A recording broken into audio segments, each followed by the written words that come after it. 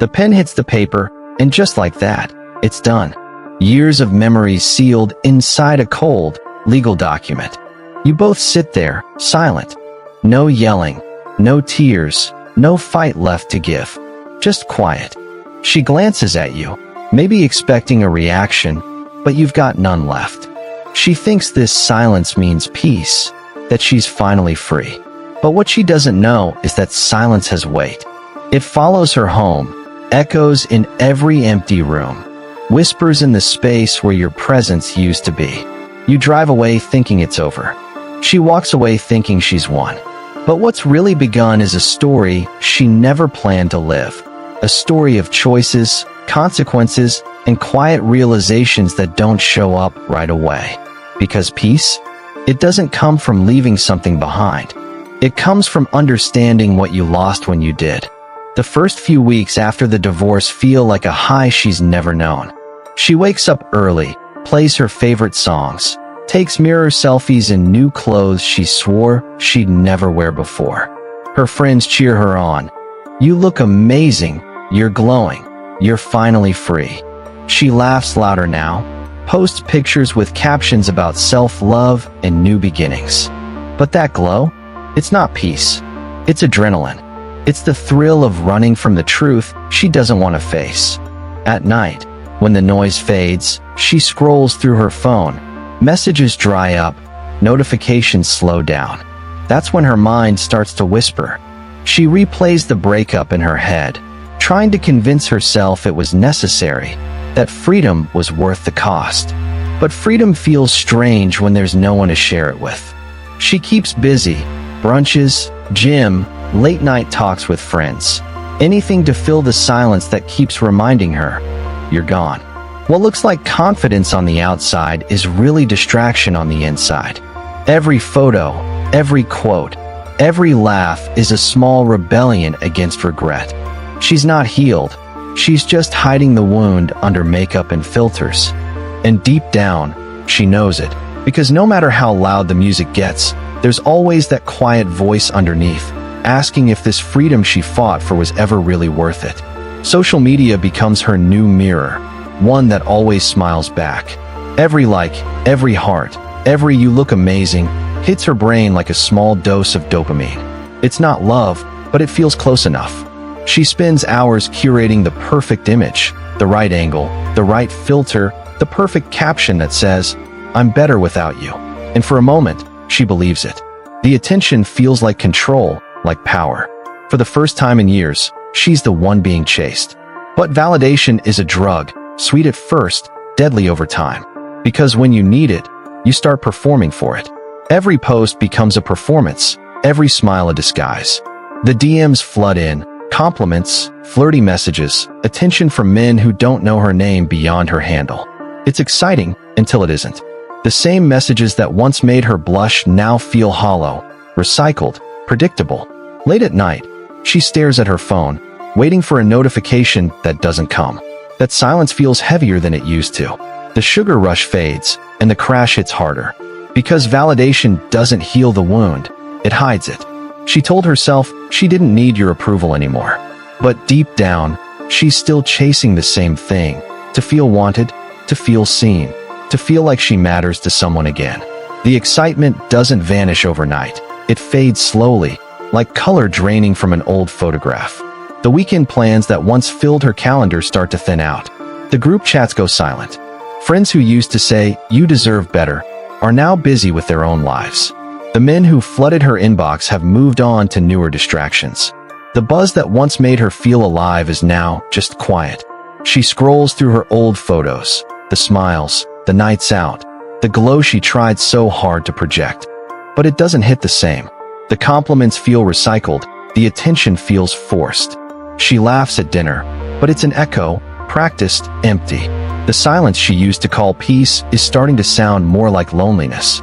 At night, when the music stops and the lights dim, her thoughts get louder. She wonders if she made the right choice, but pride keeps her from saying it out loud. She told herself she left to find happiness, but maybe she was just trying to escape unhappiness. And now, she's realizing those are not the same thing. The decline is subtle, invisible from the outside. But inside, it's a quiet unraveling. A slow recognition that the freedom she once celebrated is starting to feel like exile. It starts innocently, a scroll, a tap, a late-night search. She tells herself she's just curious, just checking in. But curiosity has teeth. She lands on your profile and pauses. You look different, calmer, sharper, lighter. There's something in your eyes she hasn't seen in years. Peace.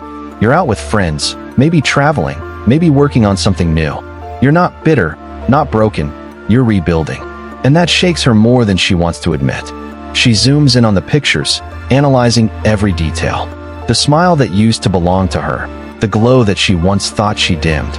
She tells herself it's all for show, that you're pretending, that men always move on fast. But the more she looks, the harder it is to lie to herself. Because deep down, she knows, this version of you didn't exist when she left.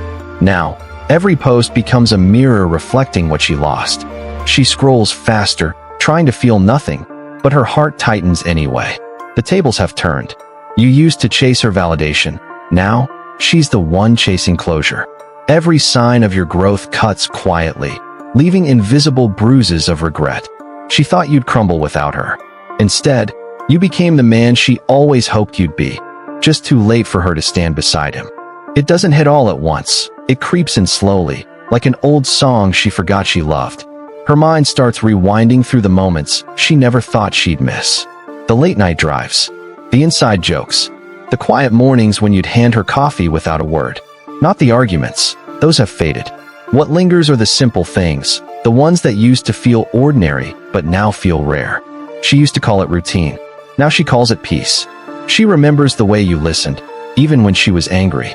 The way you showed up, not with flowers or speeches, but with consistency.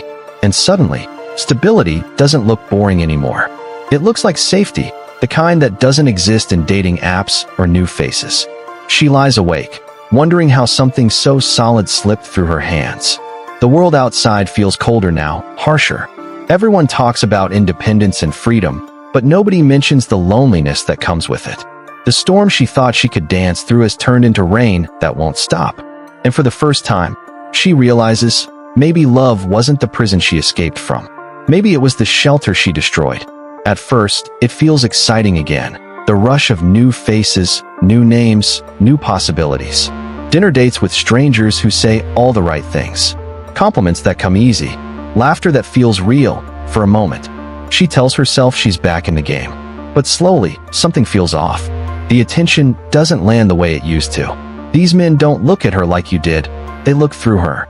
They love the idea of her freedom, not the woman who earned it through pain. Every conversation feels like a performance. Every touch feels transactional. She laughs at their jokes, but feels a quiet ache under the surface, because none of them see her. Not the way you did when the world fell apart, and you still stayed. And in that realization, the thrill fades. The champagne glow turns flat. Attention isn't connection, it's noise. And she's starting to crave silence again, the kind that once felt like home. This is where it gets real. The glitter fades. The excitement burns out. And suddenly, starting over doesn't feel like a fresh beginning. It feels like standing in the wreckage of a life she thought she'd outgrown. The bills start coming in, one after another. The rent's higher now. Groceries don't magically appear in the fridge. The silence that once felt peaceful now hums with anxiety. She opens her phone, scrolls through endless quotes about self-love and empowerment, but they don't land anymore. Not when the nights stretch longer and colder. She sits on her couch, surrounded by the echo of her own decisions. No arguments, no laughter, no footsteps coming down the hall. Just quiet, the kind that doesn't comfort, the kind that confronts.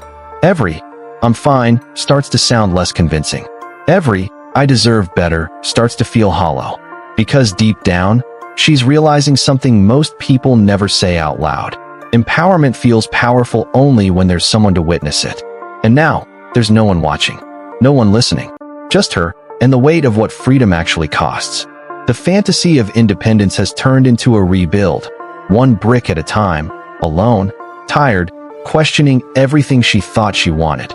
It starts quietly, not with tears, not with breakdowns, but with honesty. The kind that sneaks in during long drives or silent mornings. She finally admits it. Maybe the problem wasn't all you. Maybe it was her expectations, the illusion that something better always waited on the other side of dissatisfaction. She scrolls through old photos, not to feel sad, but to remember. The way you looked at her when she laughed. The way you made plans without ever doubting tomorrow. Those weren't small things. They were the foundation of certainty, something she hasn't felt in a long time. Now, every man she meets feels temporary. Every conversation feels rehearsed. And slowly, she starts to understand the difference between attention and affection, between validation and value. You didn't just offer love, you offered loyalty. You didn't just care, you stayed. And that's when it hits her. Those weren't ordinary traits. They were rare. Luxuries she mistook for guarantees. She thought she could leave, rebuild, and find them again easily. But now she knows. You can't replace what was real with what looks right. And that's the kind of regret that doesn't fade. It lingers, like a song she can't stop hearing, reminding her that in trying to find more, she lost enough. By the time she realizes what she's lost, you're not the same man she left. The version of you that once begged for answers, gone. The man who questioned his worth, who stared at the ceiling wondering what went wrong, buried beneath the man who rebuilt himself from the wreckage. Divorce didn't destroy you. It refined you. It stripped away everything soft, everything uncertain, and revealed what was always underneath: quiet strength, discipline, purpose. You learned to sit with pain without letting it define you. You learned that solitude isn't punishment, it's power. So, if this story opened your eyes, if it reminded you that sometimes being left is the beginning, not the end, share it with someone who needs to hear it. Because somewhere out there, a man is still blaming himself for her leaving. And maybe this is what finally sets him free.